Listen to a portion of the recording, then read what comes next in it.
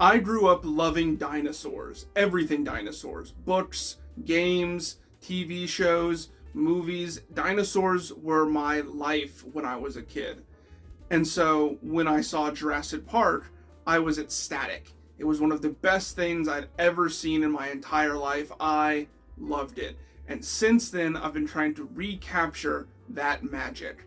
The movie is a great blend of the both horrifying and scientific, mixing together terrifying elements of monsters unknown with the beauty and majesty of nature.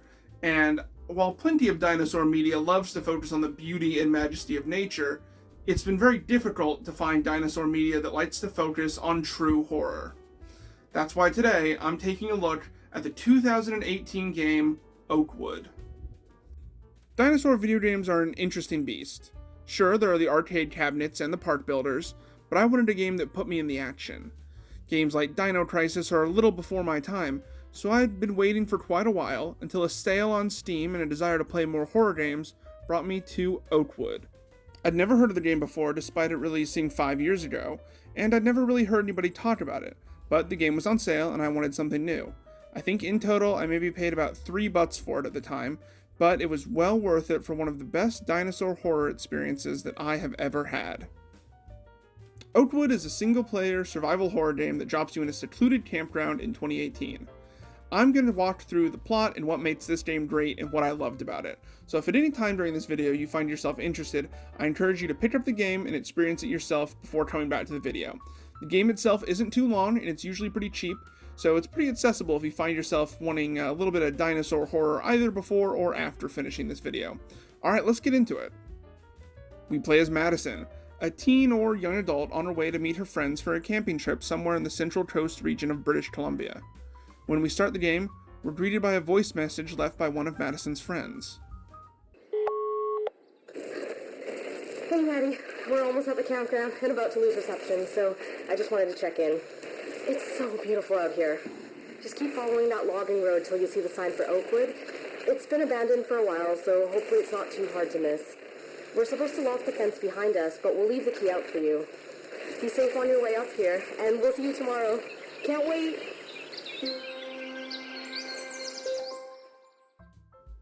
With only one way forward, we begin a trek into the woods. The atmosphere is serene, with birds chirping and a butterfly fluttering by. It seems, at least for now, this will be a lovely camping trip. A note pinned to a tree instructs us to move forward, until we run into a large sign that reads Oakwood, and the locked fence that the voice, presumably Emily, told us about in the phone message. It stands out immediately, and despite the serene music still playing, we immediately know something is off. The fence is lined with barbed wire, and a warning sign sits plain to the sea next to the lock.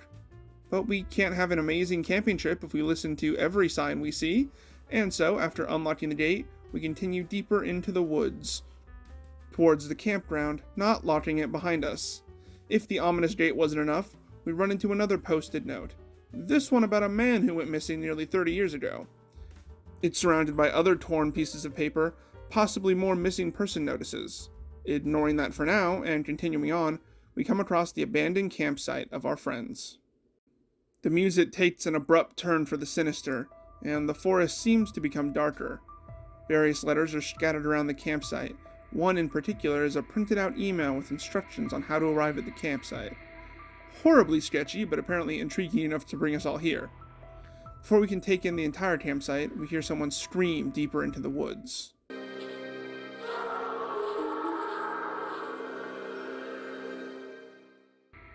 After sliding down a few steep slopes and passing an overturned picnic table, we arrive in an abandoned camper van with blood on the door. In the distance, something is stomping around. As soon as we step inside, that something hits the camper van, and we're knocked unconscious. We wake up an indeterminate amount of time later. It's gotten dark, and something big is circling the camper. We can't see what it is, but we do find a flashlight on the ground.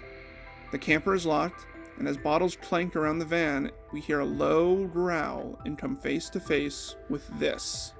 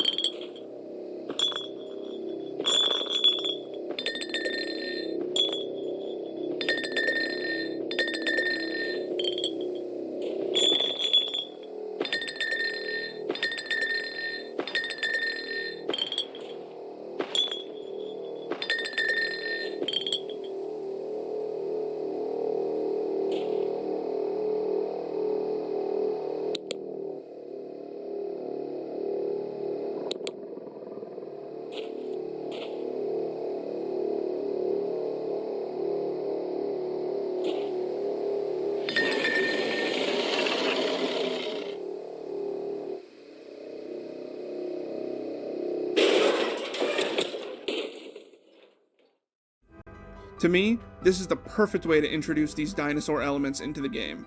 Imagine you didn't read the game description, imagine you didn't see the awesome Steam page art, imagine you didn't listen to me ramble on about dinosaurs. If you went into this game completely blind, only knowing that this is a horror game, you would imagine maybe a slasher or a Silent Hill type monster. But then it appears. A T-Rex. It's not so subtle that it seems jarring, the stomping and shaking alludes to it well, but it's unexpected enough that there's a sense of genuine surprise. Even if you did know about the dinosaur element of the game, like I did, I bet you didn't expect it to appear so soon and so suddenly. It's not a cutscene either. You're in control of Madison the entire time. Even though you're safe, as far as I can tell, it can't attack you in the camper. You feel like it can get to you. In fact, in the entire game, there's only a single cutscene, but we'll get to that later. After that vicious attack, we're knocked out for an indeterminate amount of time. Again. Armed with only our flashlight, we're thrown into our first true horror segment of the game, the Oakwood Lodge Community Hall. I'll call these segments, areas where the player is in direct danger and actively being hunted, fright zones from now on, mainly because I can't remember what the actual term is in survival horror lingo. The Oakwood Lodge is dark, dreary, and absolutely devoid of human life. It's so dark that I've actually had to increase the brightness of this video so that you can see. And even then, it's still pretty dim. The lodge is open, too open for comfort. It feels like something could come out of anywhere, and that's on purpose. The first time I played this game, I spent probably twice as long on this segment, creeping slowly around the lodge, crouched on the ground and hugging the walls. The openness is suppressive. It makes you want to be in a small, confined space where if there is a creature, at least you'll see it coming before it gets you. Letters and books scattered around the lodge begin to drip feed us the broader story hidden away behind dinosaur attacks and the fear of open spaces. Apparently, the location around and possibly including Oakwood has mysterious flora and possibly also fauna that points towards some sort of pocket ecosystem. Since we know that dinosaurs indeed exist here, it seems that Dr. K. Latimer was right and that flora and definitely fauna are here. Exploring further, we find notes about children from the camp going missing, and at the end of a room full of bunks, we find a bloody bag and a radio. Picking it up, we hear someone, this time Hannah, coming through over the radio. Hello? Is anyone there? I found one of Carter's videos. It barely works. I can't do anything in this thing. I'm safe with Dylan. I think Anna's in the lodge separate. What was that? It seems we're unable to call back, alluding to a note earlier that mentioned one of the radios was broken. Even if we could call back, I don't think she would be there to listen. The key we find behind the bag allows us to enter the main office, where we find more evidence that something was going very wrong at this camp, and a key to the women's locker room. Still stumbling through the dark, we make our way through the women's locker room into the gymnasium, and can now access the men's locker room. Here, we discover that at least one of the missing children was named Jacob, and rumors have been spreading that he was done in by a bear, though I think we can assume that is not the case. Leaving the locker room and the gymnasium to enter the kitchen, we're forced to crawl into a vent to cross a wrecked room. There, we get our first view of the game's second enemy, when a tail slips past. We've been dropped into our first actually dangerous situation, a room with two raptors. We're instructed to keep low and move quick. Peeking out from under the table, we have to scurry across when the raptor isn't looking, or else face the misfortune of getting eaten. If we turn on our light, we're dead. Once we get past the first raptor, we have to sneak past the second, sliding into a vent and escaping the raptors. But now, they know we're here. Leaving the vent isn't 2 seconds until we come face to face with another large raptor, this time completely out in the open, and I feel totally vindicated because this is far more terrifying than when we were sneaking under desks. With all other options leading to death, we run into a nearby closet and duck into another vent with the raptor not far behind. Climbing out of the vent, we can push over a locker, trapping the raptor in the supply closet. We continue deeper into the lodge with no other options, returning power to part of the building to open an electronic lock. In another supply closet, we come across a letter that tells us two things. First, that Oakwood wasn't just a park or a campground, but an entire township with a sewer system and development group. And second, something is in the sewers. Exploring further, we make it to a bathroom before hearing a raptor approach and being instructed to hide. Ducking into a stall to hide, the raptor enters the bathroom, just barely missing us and opening the door to allow us to move forward. The raptor has vanished, and we can assure that it doesn't make it back to us by flicking on a microwave timer and crawling into a nearby fallen vent. When the microwave goes off, the raptor rushes it and attempts to destroy it.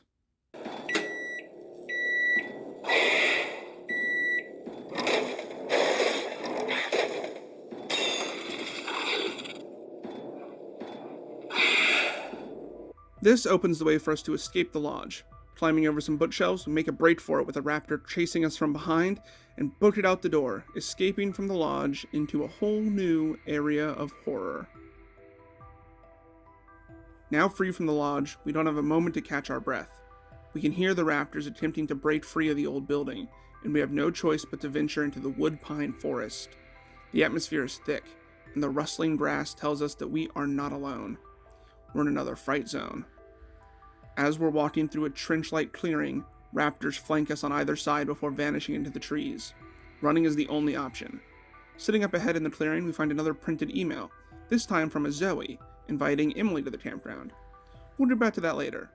Radio chatter from who I believe is Emily fills us in on how she's been doing.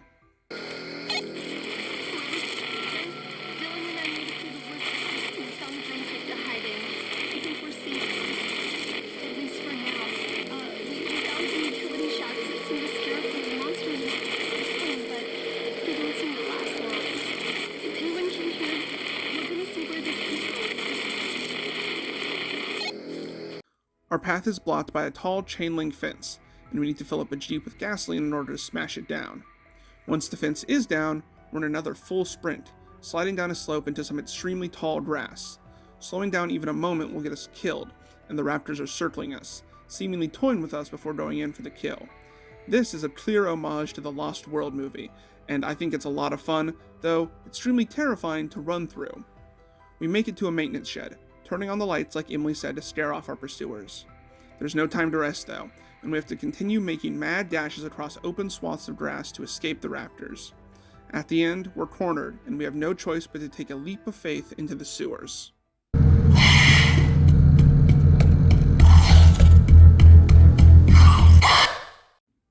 I believe that the Pinewood Forest is the perfect payoff to what we build up to in the Oakwood Lodge. You go from this internal space, you're stuck inside with these monsters, and you think that's as bad as it's gonna get. As long as you can get away and get outside, you're free. And then you emerge to the outside, and it's so much worse. These are pack hunting animals. They're used to hunting their prey in open fields, and you are now their prey in this wide open forest. It really reminds me of how Jurassic Park introduces their raptors. We first meet them inside, in power plants, in kitchens, inside. And that seems to be as bad as they're gonna get. Oh no, I'm stuck in a space with this monster and I can't get away. But going outside is worse. Going outside, you're vulnerable, you're in the open. And just like in the Lost World with that big open field, that is how you are going to die, and that is how they prefer to hunt you. The first time I played this game, I died a bunch in this segment because I thought it was best to hide and to hunt her down and to find somewhere to get away from them. And no, you have to run. Hiding will get you killed because they will find you. Running is the only way to get away. And while that may seem kind of boring and kind of like you only are given this one option, I think it's really interesting. I think it forces the player to panic a little bit, and that panic helps play into this real level of fear that I think the game does a good job of creating. Returning to the game itself, we've fallen into the sewers. And if we can remember the letter from the lodge, there's something down here in the sewers with us. After wandering in the dark for a while, we get another radio transmission, this time from Zoe, and this one almost completely incomprehensible through the static. She seems to be calling out to see if anyone is out there and safe. Hello? Anyone? We got chased. I lost him. Nobody's okay. I think I found one out. We have no choice but to venture deeper and hope we can find her. Along the way, we discover a notice posted on the wall from 1990, informing everyone that the sewage conduit is incomplete and construction has been postponed indefinitely. Adding all this up, we can assume that a massive killings and issues occurred in the township in the late 80s and early 90s, causing the area to become fully abandoned, but we'll touch on that more later. We're forced to stumble through the dark tunnels of the maze-like sewers before we even get a quick glimpse of what's down here with us, as something darts past ahead.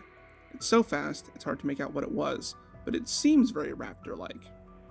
Despite this, we have to move on, hoping desperately to just not run into the creature again. By following a few red lights, we slowly make our way to a larger part of the sewer, indeed encountering the creature a few more times along the way. Then our flashlight dies. Now left in almost complete darkness, we crawl through the sewers until we come across a pair of night vision goggles and a half-finished note left by Dylan. It seems that whatever's down here killed him before he could finish it. We can only hope that Zoe is still alive. With our night vision goggles now equipped, we're dropped into our next fright zone. Through a series of letters and signs, we're informed that the gate allowing us to leave the sewer is locked shut, and to progress we must activate 3 auxiliary flow levers. Before we can though, we must power each one. A pretty simple task, except for one thing: the new dinosaur. Searching for the power generators, we come across a somewhat open space with small side rooms lining the walls, 3 of which will house a generator. Stalking the area to prevent us from powering all the generators is a Dilophosaurus. If it sees us, we have no choice but to run or be subjected to a face full of acid spit. Getting out of its line of sight seems to be enough to escape, if only temporarily. Side note, each time you die, the generators move, so you can't just memorize their locations and run back to them. This caused a few bits of confusion on my part when I died. Once we get the power back on, an alarm blares, alerting both us and the Dilophosaurus that the levers can now be pulled. We make a mad dash to the flow levers, pulling all 3 and activating the gate, which begins to open and allows us to escape just before locking behind us, keeping the Dilophosaurus trapped in the sewers. As we leave, our goggles lose power, and we're left to escape the sewers into the open night of the Oakwood forest. In the outskirts of the sewer, we're blocked off by a busted water vane and a pile of brick rubble, presumably left over from the Oakwood development project. After shutting down the water, we emerge into an unknown location at the center of Oakwood. We get another call from Zoe, the last of our friends still alive by my count, asking us to meet her up ahead. Oh my god, Madison! It's you? I seem familiar. If you can hear me, I'm on the caves up ahead. But be careful, there's one of those giant things that some noise snuck by without it noticing it. And then come up ahead and see if there's a side. Please, be careful.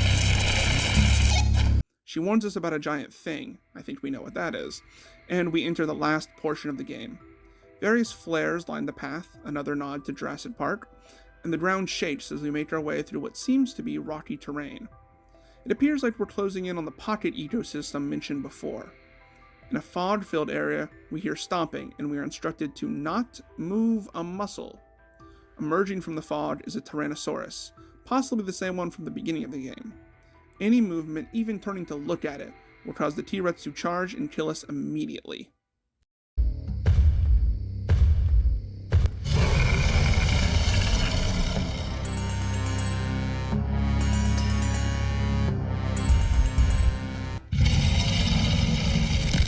While it seems that the T-Rex will simply pass us by without noticing, a poorly timed radio call from Zoe alerts it to our location.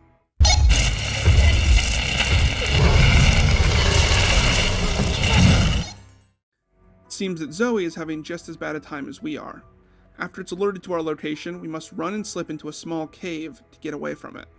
The cave isn't safe though, and the T-Rex somehow breaks in, I don't know how it did that, continuing the chase.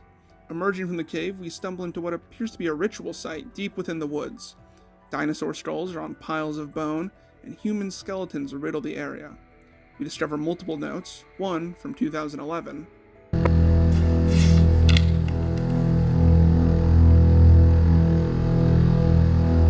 And 2 from 1997.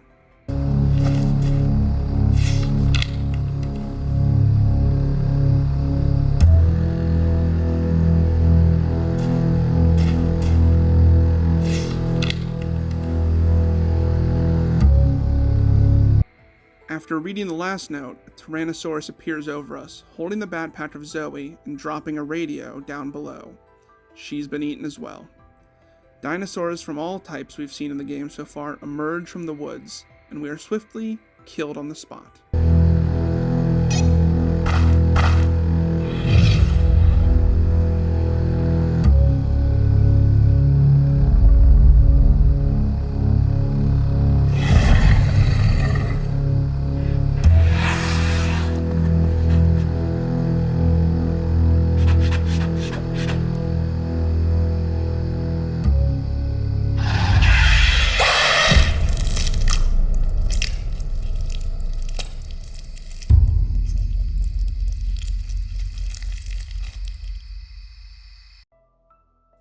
So, let's break down the story. Madison and 6 of her friends are invited to camp in the long-abandoned Oakwood. Zoe, Dylan, Carter, Emily, Liam, and Hannah all arrive a full day before Madison, and seemingly spend at least one day and night safe from the dinosaurs.